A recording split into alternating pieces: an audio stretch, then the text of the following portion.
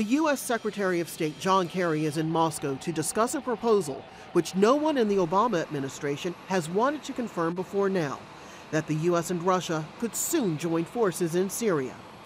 An apparent draft of the plan, first obtained by the Washington Post, says, quote, the participants are to work together to defeat Jabhat al-Nusra and Daesh within the context of strengthening the cessation of hostilities and supporting the political transition process.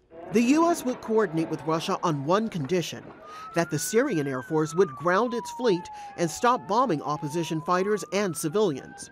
Analysts question why the Obama administration would be making such an offer now, given that Bashar al-Assad repeatedly has violated the cessation of hostilities agreement and Vladimir Putin hasn't put enough pressure on Assad as promised. What's more, the Pentagon has called this new plan naive, but officials there say they're waiting to see what comes out of Kerry's trip.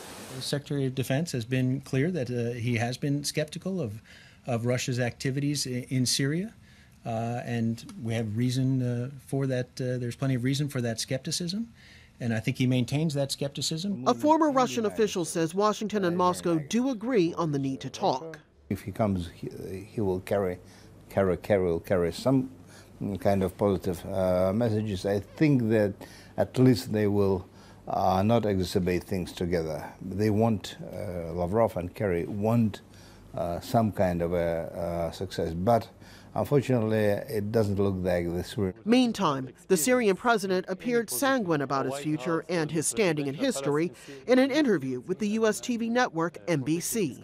If you have a doctor who cut the head because of a gangrene to save the patient, you don't say he's a brutal doctor. He's doing his job in order to save the rest of the body. So when you protect your country from the terrorists, and you kill terrorists, and you defeat terrorists, you're not brutal, you are patriots.